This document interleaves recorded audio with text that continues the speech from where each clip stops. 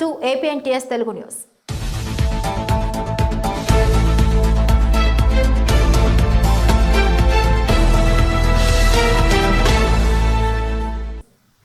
పరవాడ అనకాపల్లి జిల్లా పరవాడ మండలంలో గల రామ్కి ఫార్మాసిటీ యాజమాన్యం పరిసర గ్రామాల ప్రజల ప్రాణాలతో చెలగాటమాడుతోంది.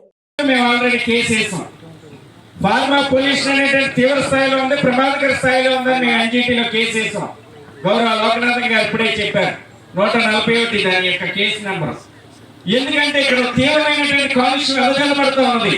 మరో ల్యాండ్ ఫిల్ పెట్టడం అంటే ఎన్ని ఎకరాల్లో 50 ఎకరాల్లో పెట్టి 300 లక్షలు సుమారుగా టన్నులు దీన్ని ఇక్కడ నిల్వ చేయాలనేటువంటిది పెట్టారు. దీనివల్ల చెరువులు కాలువలు సమీపంలో ఉన్నటువంటి గ్రామాల్లో ఏదైతే గ్రౌండ్ వాటర్ ఉందో ఇదంతా నష్టం వాటిల్లింది. తాజాగా ఫార్మా వ్యర్థ జలాలను నిల్వ చేసేందుకు డిటెన్షన్ పాండ్ పేరుతో ఏకంగా చెరువు తవ్వకం చేపట్టింది. అందులో ఫార్మా వ్యర్థాలను నిల్వ చేస్తే భూగర్భ జలాలు కలుషితమవుతాయని సమీపంలో గల తాడితానం పరవాడ గ్రామాల ప్రజలు ఆందోళన వ్యక్తం చేస్తున్నారు. ఎటువంటి అనుమతులు లేకుండా ఇలాంటి పనులు చేయటం ఏమిటని వారు ప్రశ్నిస్తున్నారు. కానీ రామ్కి యాజమాన్యం ఫార్మాసిటీని ఆనుకొని తాడితానం పరవాడ రెవెన్యూ పరిధి సర్వే నెంబర్ 61, 62, 67 నెంబర్లలో గల 50 ఎకరాల వ్యవసాయ భూమిని 2009లో కొనుగోలు చేసింది. రామ్కి ఇన్ఫ్రా పేరుతో వాటిని రిజిస్ట్రేషన్ చేయించుకుంది. ఆ భూములను గ్రీన్ బెల్ట్ గా ఉపయోగించుకుంటామని అప్పట్లో రైతులను నమ్మించింది. కానీ 13 ఏళ్ళు అవుతున్నా ఇప్పటి వరకు ఒక మొక్క కూడా నాటలేదు. ఫార్మా కంపెనీల నుంచి వచ్చే వ్యర్థ జలాలను కాలువల ద్వారా ఈ చెరువులోకి చేరవేయాలన్నది రామ్కి ఉద్దేశం.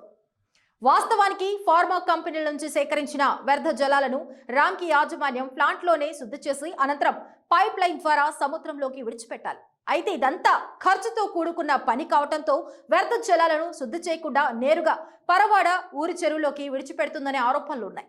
ఈ విషయమై 4-5 సార్లు పెద్ద చెరువు ఆయకట్టు రైతులంతా కలిసి రామ్కి వ్యతిరేకంగా ఆందోళన చేశారు. ప్రజాసేకరణ పెట్టారు. ప్రజాసేకరణ మీద ఉన్నంత ఆలోచన ఏదైతే భూమి తందారు ఎందుకంటే కంగారు జీవో ఇవ్వడానికి ఇదే జగన్మోహన్ రెడ్డి మనం వచ్చాక 10వ ఎకరం 15 రోజులు తీసుకెళ్లిపోతాను దాంట్లో తరలించి చేస్తానని చెప్పాడు. ఏమైపోయింది?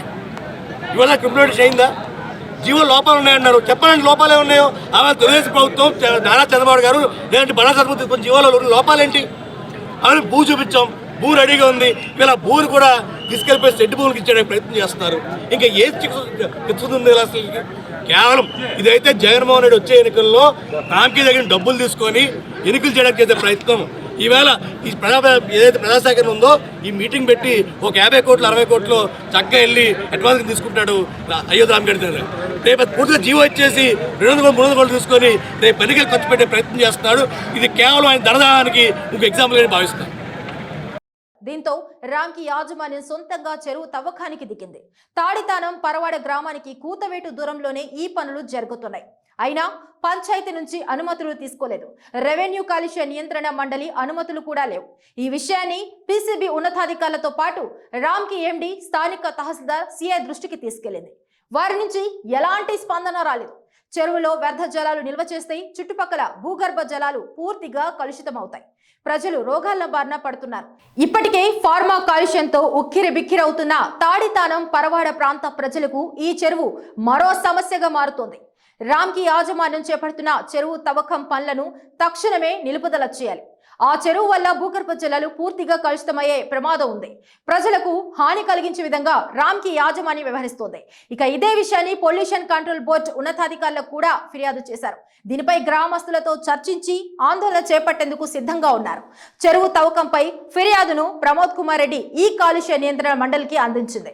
ఇక పరవాడ అనకాపల్లి జిల్లా పరవాడ మండలంలో గల రామ్కి ఫార్మాసిటీ యాజమాన్యం పరిసర గ్రామాల ప్రజల ప్రాణాలతో చెలగాటమాడుతోంది.